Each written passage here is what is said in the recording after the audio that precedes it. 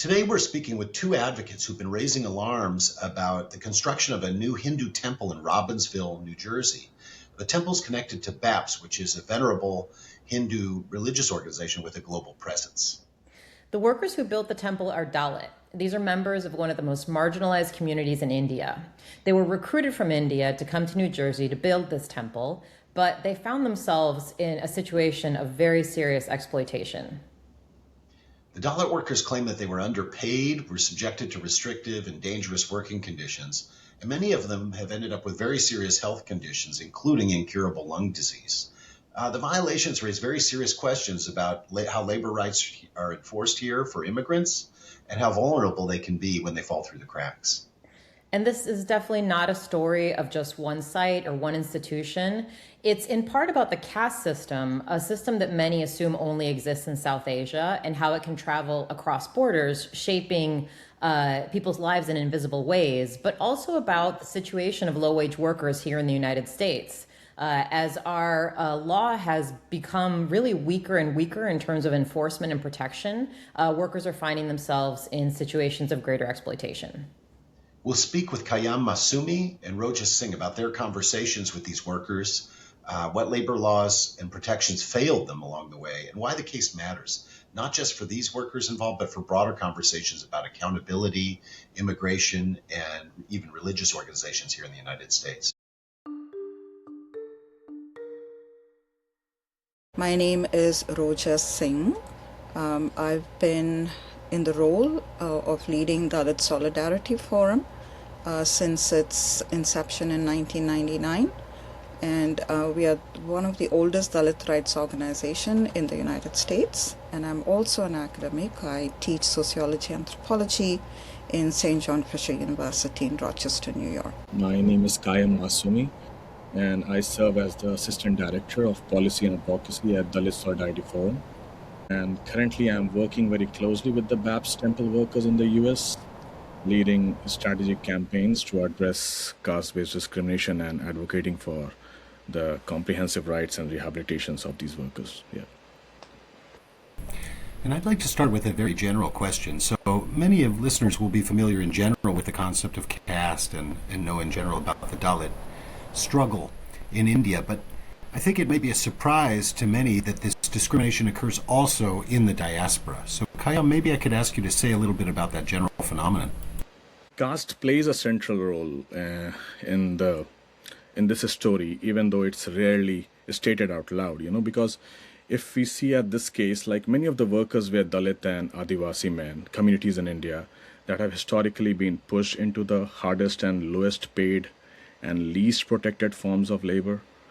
And like the recruiters knew this, like these are communities where stable work is scarce, debt is common, and questioning authority can come at a real cost.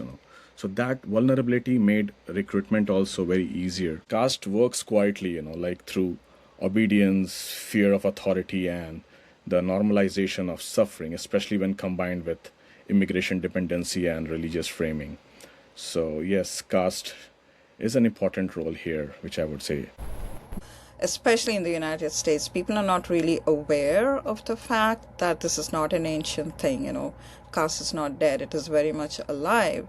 So traditionally, the most degrading or the most dangerous or the most, considered to be dirty, the dirtiest job in society, all that was relegated and is still relegated to Dalits.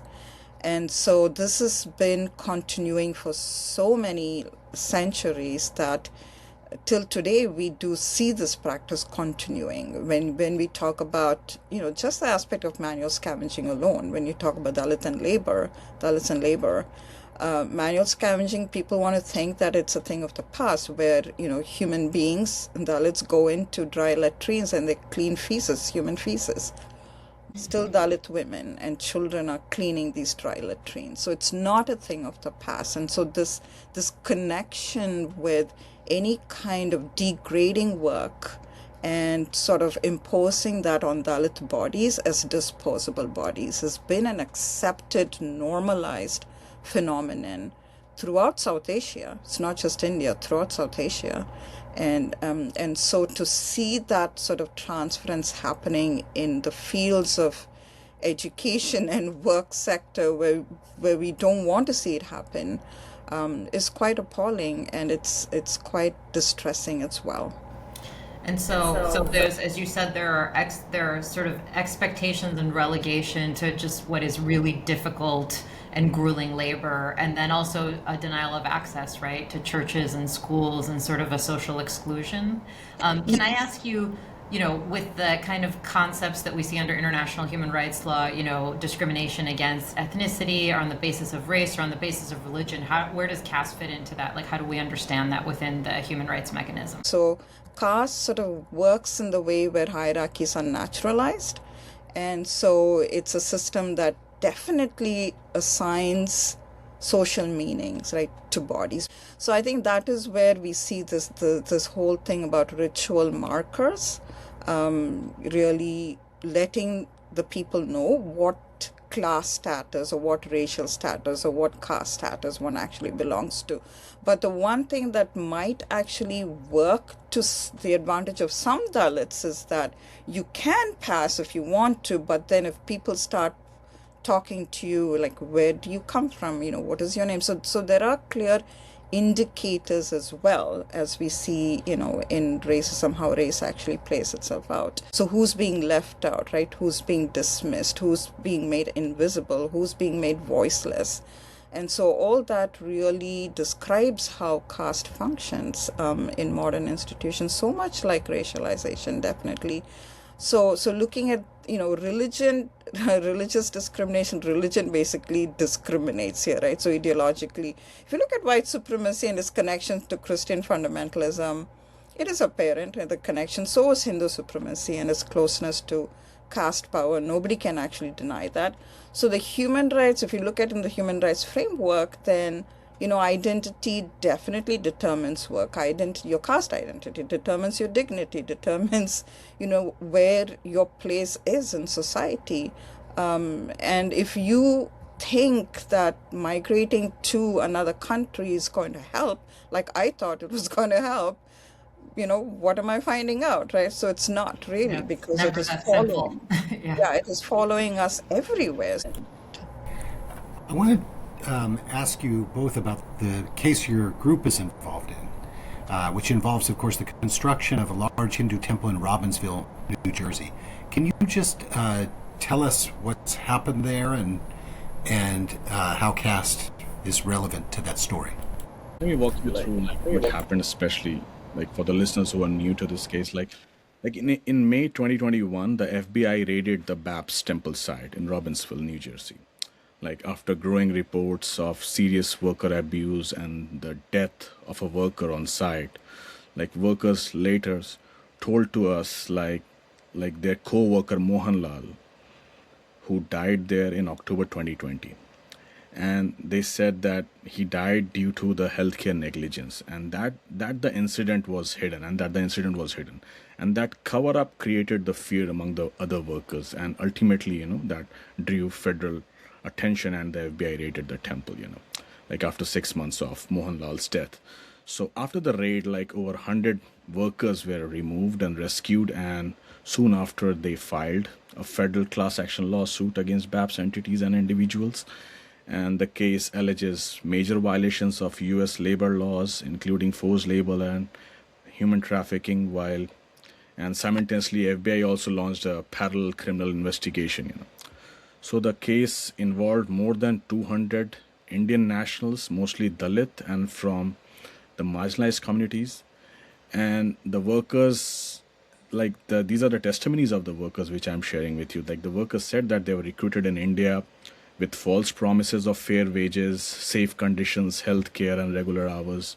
Instead, they were falsely labeled as religious volunteers and made to sign misleading documents and brought to the US without proper work visas, So once they were here, their passports were taken, their movements were tightly controlled, and they were confined to the temple grounds, and they worked for 13 hours a day, doing skilled stone masonry and earning about $1.20 an hour, far below the New Jersey minimum wage.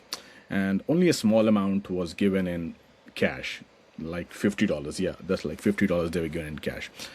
And the rest was sent to India, like keeping them financially dependent and controlled.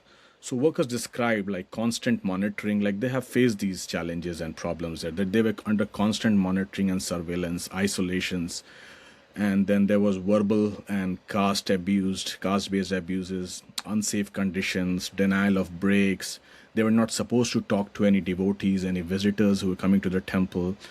And they were also being given like expired and unprescribed medicines when someone, like felt sick or someone had any problems, any health issues. So many become seriously ill during the time of that work, and some also developed silicosis, and so many workers, I think majority of the workers developed this tuberculosis problem and some lung infections, and several workers died since 2021. Like I have witnessed myself, like 3-4 workers who died, because of silicosis and other issues.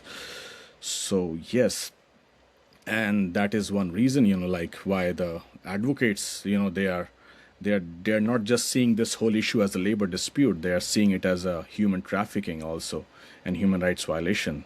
So like for me the larger issue is what this case exposes is how deeply vulnerable immigrants and workers can be exploited, even within the respected institutions, and how easily that exploitation can remain hidden in plain sight or under the religious framework. So I think just to be able to understand where they're coming from, I think it's important, because when we look at caste authority, Rajasthan, the state where our workers come from, for lack of a better word, it has the second highest rate of violence against Dalits in the country. And of course, the first is, UP, Uttar Pradesh. So that says something to us, definitely signals something to us, because, Rajasthan, it literally means land of kingdoms, and it is also known for the fact that, yes, it's greatly known for its artwork, its culture, its traditions, paintings, and all this. But then there is a particular group of people called Marwaris also. So they're also known to be business folks, and they easily migrate to different parts of the country. So one of the most migrant communities within India are the Marwari communities from Rajasthan, and some from Gujarat as well. So this is the context from which, our people are from, that we're talking about. So the Dalits or the Adivasis, they call like Jats in Rajasthan, so mainly involved in agricultural work. But if you look at the history of temple construction, in India in general, but in Rajasthan itself, you will find that originally those who did this work, right, they came from a particular Brahmin community.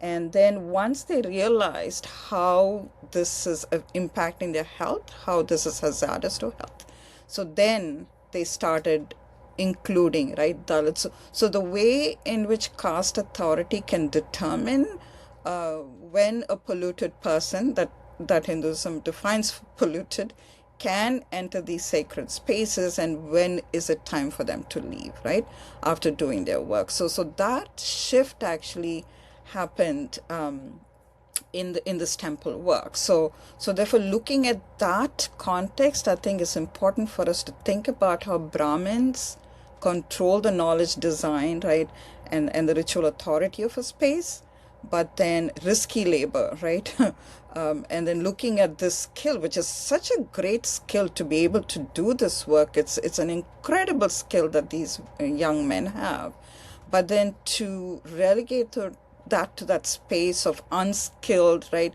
So therefore, we don't need to pay you, we don't need to recognize you for this. That comes from that shifting pattern that happened in Rajasthan in itself. So therefore, it is essential work, but it is undignified work, right? So it's the same thing when it comes to cremating dead bodies in India. Most people who do that are Dalits, right? So it's essential work, but it's undignified work. So we won't touch this material, or because it's hazardous to health, we won't do it. We're just going to make you do it. But we are not going to compensate you right, as you deserve for this. I think there's so many important pieces of this case and what it means, and Qayam, I wanted to ask if you could just elaborate a little bit. I think one of the important elements here is that we're supposed to have federal labor and employment laws that protect against this kind of exploitation, right? We have the Fair Labor Standards Act, we have the Trafficking Victims Protection Reauthorization Act, we have the National Labor Relations Act, all of these laws that are supposed to ensure that there are minimum wages, that there's no wage theft, that there's no employment discrimination, that there's no coercion and forced labor.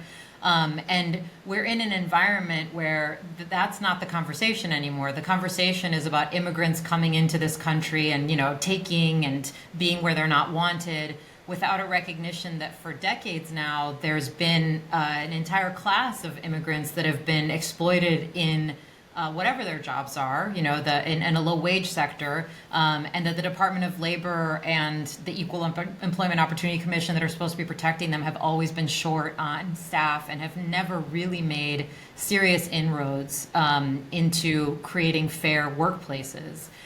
So Qayam, can you tell us a bit more about, what motivated the plaintiffs to bring this case, and what is it that you're hoping to accomplish for them, and maybe for immigrant workers more broadly, maybe for Dalits more specifically, but what are you hoping that the legal case is gonna accomplish?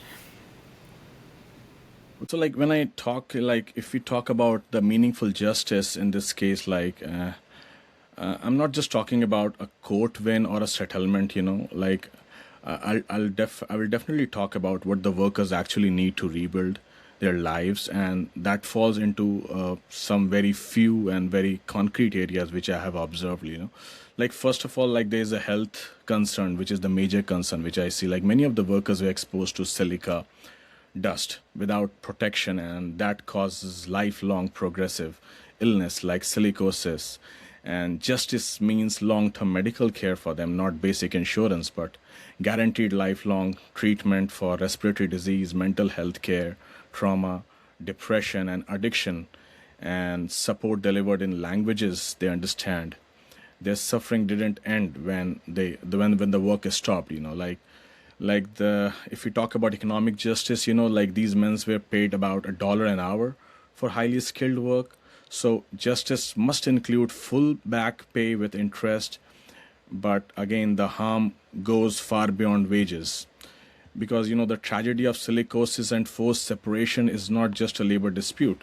It's a profound violation of the right to family.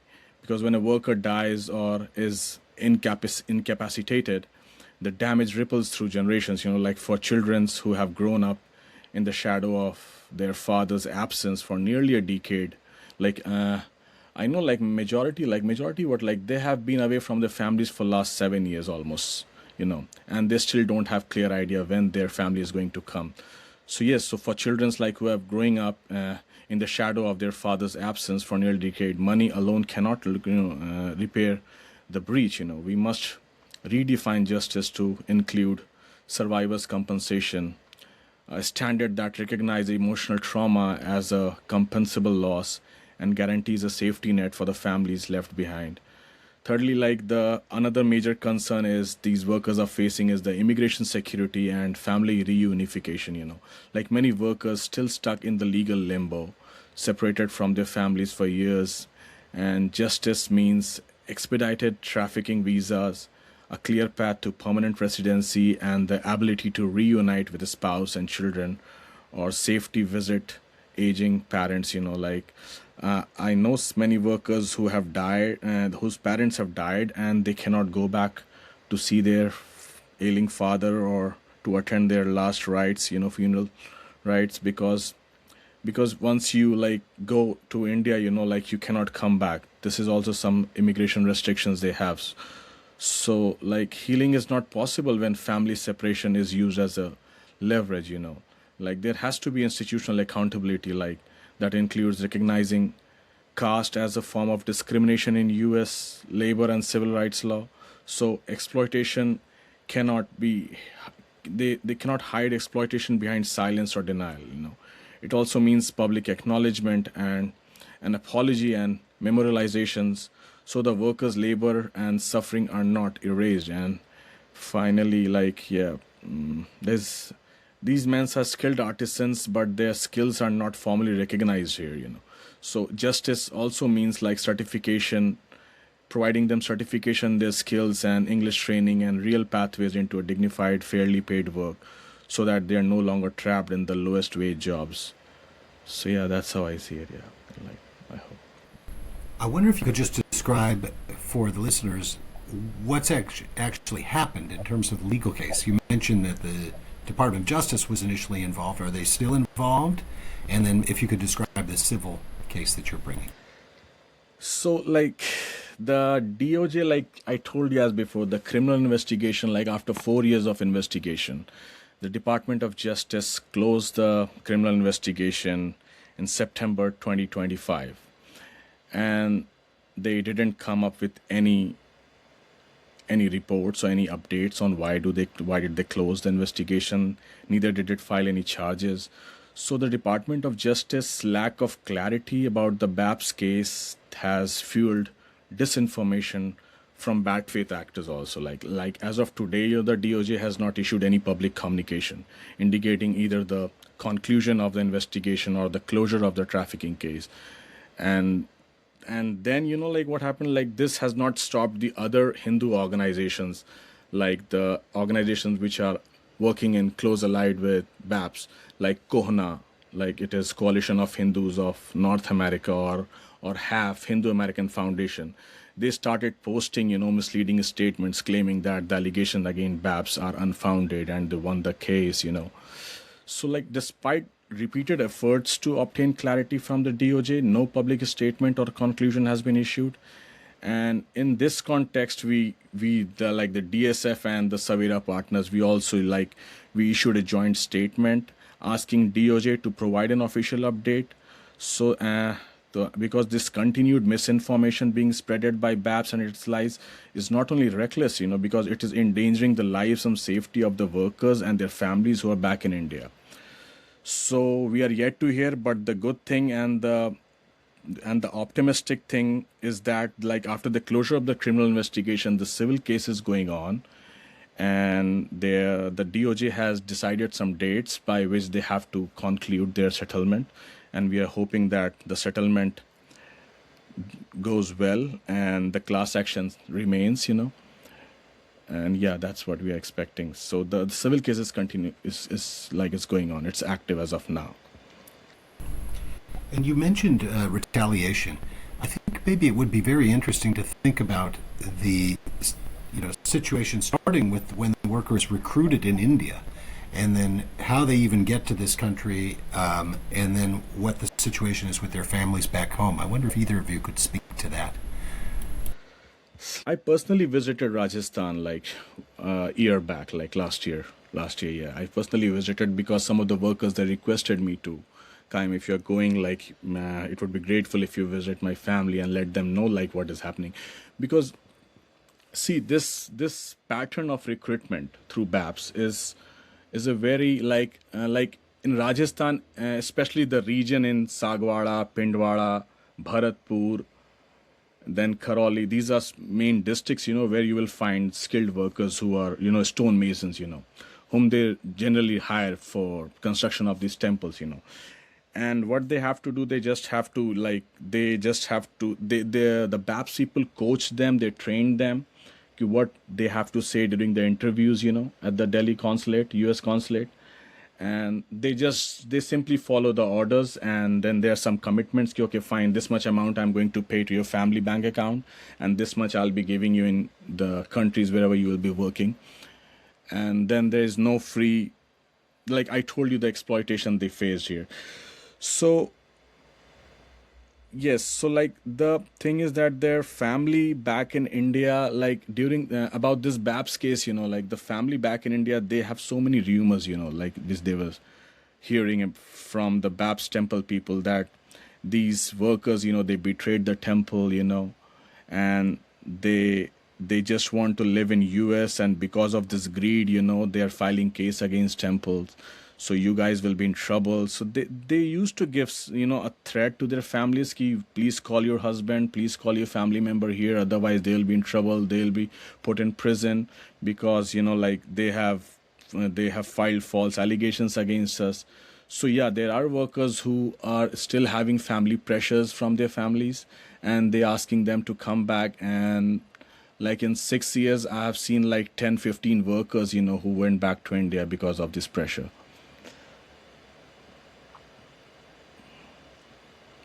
So you could just imagine how much pressure there is not to come forward.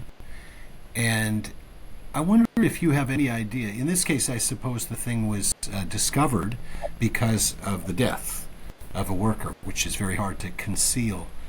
Do you have any idea how widespread this phenomenon is in the United States? I know you're just involved in this particular case, but is this just one single story, or is it a broader story? It's a broader story, Tom.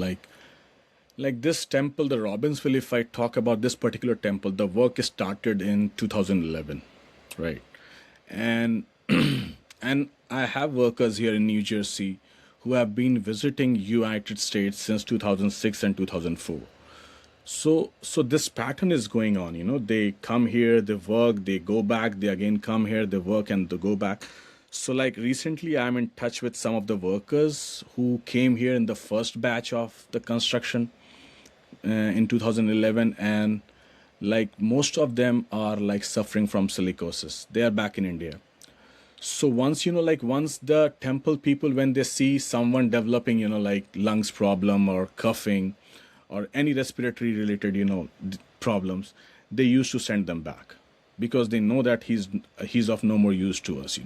That's what they do. And they usually hire young people who can work more, because, grinding a stone and working on stone is not an easy job. The silica, the dust, you cannot just survive in that environment, because the whole environment is filled with, that stone dust.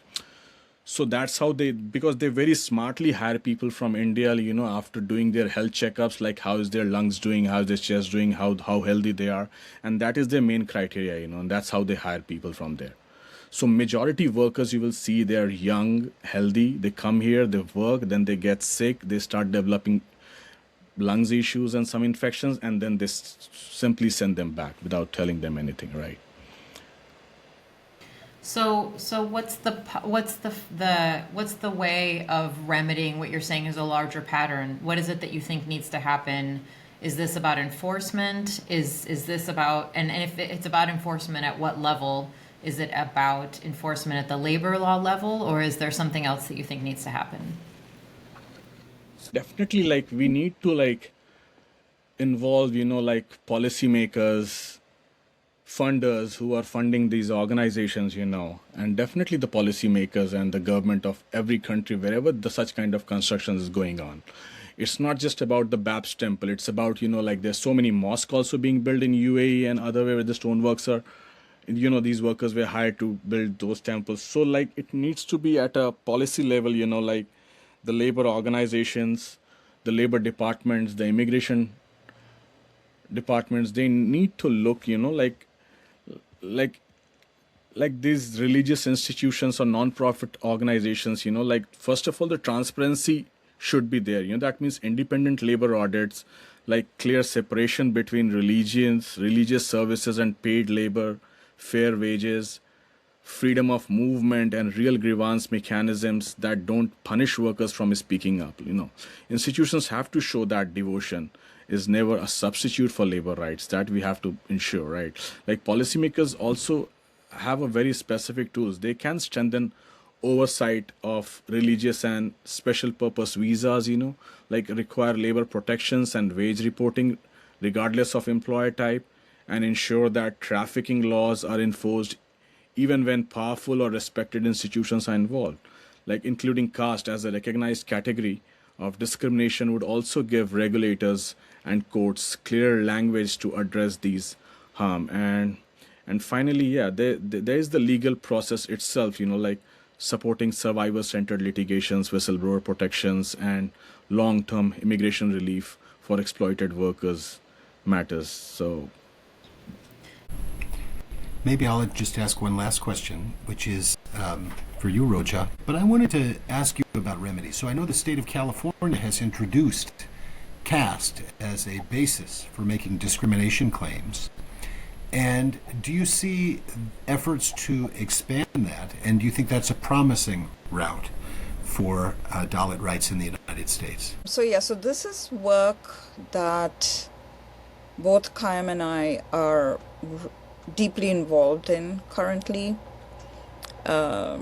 because we know how exploitation works in different spaces, different scenarios, regardless of who organizes it, right? So even in US labor law, we know it's so clear that when work is compulsory, when it's retaliatory or it is unpaid, it is not volunteerism, right? It is exploitation. We know that. But to see how can we actually garner, right, not just support, but it's a movement that we need to build. And so I just recently wrote an article with a colleague about caste abolition, and I think that's exactly what we actually need right now, is caste abolition movement. And so to move in that direction, we do have a solidarity network, especially even in this particular case. We have different organizations who've come together. We meet regularly every Friday morning for an hour to 2 hours, just strategizing, right, giving support to Qayam, how can we be supportive to the families, what legal pathways can we take, what kind of education do these families need, do these men need. So this solidarity work, I think, is so important. And Governor Newsom totally kind of like he did not sign when the bill came to his desk for obvious reasons of how Hindutva folks basically influenced him, right? To say like, oh, if you sign this, then you're going to be Hinduphobic. So kind of like digging their own grave. So these kinds of policy changes are really important, and I'm glad that, education spaces are doing that. Brandeis was the first higher education space to include caste as a protected category. And as of course you know that Seattle was the first city to do that as well. But we are not really garnering that kind of support that we need. In my humble opinion, I think what happened in California was because we put the cart before the horse. We need to educate our public. That's why I think what you're doing now in this forum is so important. And that education and bringing it to that level of understanding to the American public through any which way means is possible, I think is so important, to provide that Caste 101 education so people have that knowledge that they need to go with to be advocates for policy changes, to actually make those policies happen, right? So that is not there actually. So there's a lot of misinformation that is out there, like Qayam said, right? Because of the caste and class power that is colluding basically to silence this particular issue and every caste-based discrimination that has come out in this country. Claudia, that was a really interesting conversation. I learned a lot about it. What's your reaction? I have a lot of reactions. So, Tom, you know that before I entered universities and law schools, I was a workers' rights lawyer primarily for immigrant low-wage workers. And I actually started my career at the ACLU representing immigrant women workers working in 99-cent stores who were waitresses in New York City. So domestic workers who were victims of human trafficking.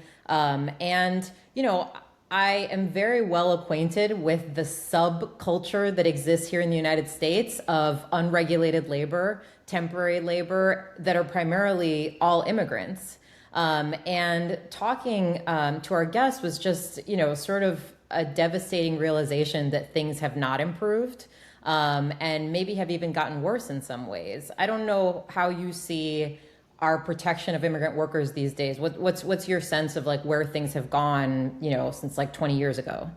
It's really hard to know. The first thing, of course, it's like a completely invisible problem to most Americans. It might be the people working in your local restaurant have been trafficked, are being paid $1 an hour, have massive debt bondage for the people back home and such. So it's, I think, really an invisible problem, the scale of which we really don't even know. People often talk about this as something that's invisible, but I actually think it's more that it's just like baked into the way things are, right? Like if you think about the agricultural industry, most of the people doing farming, actual farming in the United States, are immigrants who come in on these temporary foreign labor programs that look pretty good from the outside in terms of like wages. But then once you actually start looking at the conditions of farm workers, the lack of rights that they have, like how much they've tried to organize, it's actually a very exploitative industry. It's the same thing with restaurants, who's cooking in the kitchen, who's working, in these stores in the back rooms. Like it's a lot of immigrant workers in this very unregulated labor area. And, immigration status has always been a pretty intense tool for coercion for employers. So even if you are here legally, there's this sense of insecurity that employers often exploit. And, when I was representing these workers over and over, you would see employers just threaten workers with all kinds of things, and you're in a foreign country, so you don't really know how things work, right? Even if you've been here for a few years. So I do think that's part of what was happening here too, is you have sort of the employers having so much outsized power, and the workers, are really just trying to make enough to get by, often sending money back to their families. And I think the thing that's really tricky is that this is like not unusual. It's actually, some level of exploitation globally, because there's so much economic inequality, is actually the norm. But then you find cases like this where there's actually serious health harms and risks and all these other things happening. And then you realize it can also get so much worse. Yeah. I mean, it's interesting. I'd be interested in your views as to what we ought to do. The global problem, as you say, is there. At the same time, here in the United States, we just simply have to insist that our labor laws are enforced. We shouldn't be party to this. Well, and how might we improve the situation? So we have, if you look at our labor laws, we have a minimum wage that everyone is supposed to respect, right? You have overtime protections. You have the ability to organize in some way. There's protections against discrimination and sexual harassment. All of those things are there. But first of all, there are a number of industries that are exempt, right? So there are industries that are exempt from overtime protections, for example, like federally live-in domestic workers, for example, and certain states have added more protections. But the issue really is mostly enforcement. So, the Department of Labor and the EEOC would be responsible for enforcing like minimum wage, overtime, and also discrimination protections. But they're very understaffed. Generally, they won't initiate anything. Even the EEOC, like most people that would file a complaint with the EEOC would end up getting a right to sue letter. And then they actually have to find a lawyer who's going to represent them in court, right? And then in addition to that, I would say the most stressful part of representing these workers was fighting to keep their immigration status off the record, because that's the first place that an employer side attorney will go, because they know that they can intimidate the worker into withdrawing their case. And so there's all these ways to intimidate, and there's no way that every worker can actually like bring a case in court. It's incredibly expensive, time consuming, and like emotionally very taxing. Yeah, well, here's where I'm sure the change in government policy on immigration has made things infinitely worse, because now everyone's afraid to go to any authority. Yeah. So it's really, really, the scale of the problem is probably increasing actually at our current moment, even as the government's trying to reduce the number of immigrants in the country. Yeah, no, I think that's right. I mean, who's going to come forward now, and actually try to assert rights in any way? And there's a lot of Trump's immigration policy that I'm just curious to see. I mean, the agricultural industry is completely dependent on immigrant workers. So how do you continue to do agriculture in the United States? Because these jobs are hard and they're not very well paid, and so you need like a workforce that is going to be willing to do this work, or you need to improve all work conditions for everybody, which I'm guessing the agricultural industry doesn't want to do. So I don't know. I don't know what the answer is. But the interesting thing about, this case too, which I think is also worth talking about, is you also see like power dynamics and discriminatory dynamics play out in these employment situations. So will you talk a little bit more about why it mattered that these workers were Dalit? Yes. So this is a great thing to bring up. caste, again, would be invisible to most Americans. They'd have no idea what caste anyone they're encountering is. For people in India, they're able to determine from your last name and other characteristics where you're from and such. And so it's a kind of dimension that people from outside the culture just don't see. But with the increasing, immigration from that part of the world, we've noticed increasing cases of caste discrimination, including in Silicon Valley. There's assertions that, software programmers from low castes are discriminated against, even in Silicon Valley and such. And so California has recently added caste as a basis for,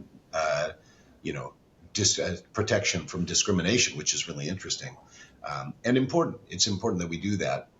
So I think that's an interesting and important development. At the same time, to me, it just highlights that the dimensions of discrimination can never be fixed. We're always expanding categories. We always need to be on the lookout as the economy and society change for new ways, new modes of status for our society that in fact can lead to discrimination. Yeah, no, I think that's right. And I think, one of the things that over time, as we have realized that humans are capable of discriminating on so many bases, that I think we need to do, and this is a broader issue for international human rights law and for constitutional law, is just to remember what the goal is and not get stuck on the grounds, right? So the reasons that we discriminate change over time and their intensity changes over time. But in the end, there's this value of equality and human dignity that we're trying to preserve. And so we need to be, I think, thoughtful and nimble about how we go about ensuring that we're sticking to that value. And, I started with sort of talking about global inequality. I do think there is this sort of profound problem there that until we face directly, none of this actually gets fixed, which is that you have, maybe the majority of the population that is in such a, difficult economic situation that they are migrating for labor, knowing full well that some circumstances of exploitation are possible, but accepting it anyway because there is no other choice. And I think that's what's problematic sometimes about human trafficking laws, for example, or forced labor laws.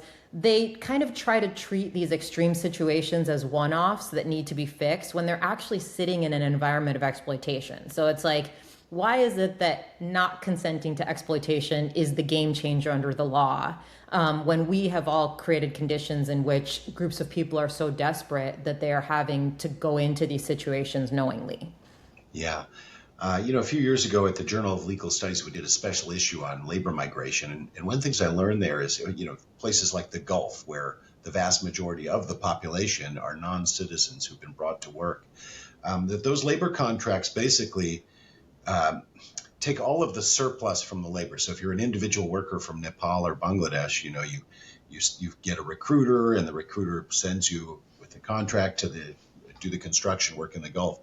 At the end of the day, you end up with no savings. All of the surplus from those contracts gets taken away, even in these legally regulated situations. Yeah. And that's not even talking about the exploitation or the bad working conditions of the people who are outside of that official system. So it's just, as you say, a structural problem. These are economies that can't produce enough jobs for their people or don't produce enough jobs for their people, leaving people vulnerable to exploitation. And the market is just going to, make this happen. So I think at the end of the day, better regulation, global regulation would be really helpful.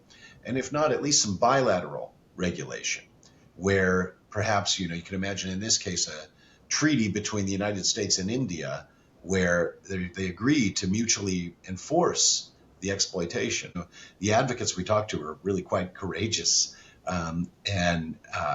It's very difficult because not only are the workers themselves exploited, but that, even making a claim on their behalf, I think can lead to retaliation politically here in the U.S. Yeah. No, I think that's right. So what do you think is what's a policy response to that? Well, for one thing, transparency is really important. We need to know if, hypothetically, the people that are running this temple are making the campaign donations to to put pressure on the U.S. attorney not to bring the charges, that kind of thing. And that's a start. We can start with that kind of thing. Also, the role of the media in bringing these stories to light. I do want to but highlight again that there is a huge state role here. Where is OSHA? We're supposed to have a system that sort of ensures that workplaces are safe, and that there aren't very, very obvious dangers like in this situation. And so it really makes you wonder, like I said, our laws look good for the most part, but it seems like enforcement is really lacking, and we're a country with a huge amount of infrastructure, that makes no sense. Yeah. Our labor employment philosophy is really based on the bad apple. It's like we go after bad apples, but we don't accept that there are infrastructure related problems. And that's just not, exploitation is wide here. And until we accept that as sort of a country level problem that we need to solve, then we're just going to keep relying on these individual pieces of litigation that sometimes improve things for groups of people through class actions and collective actions. But it really does depend on advocacy.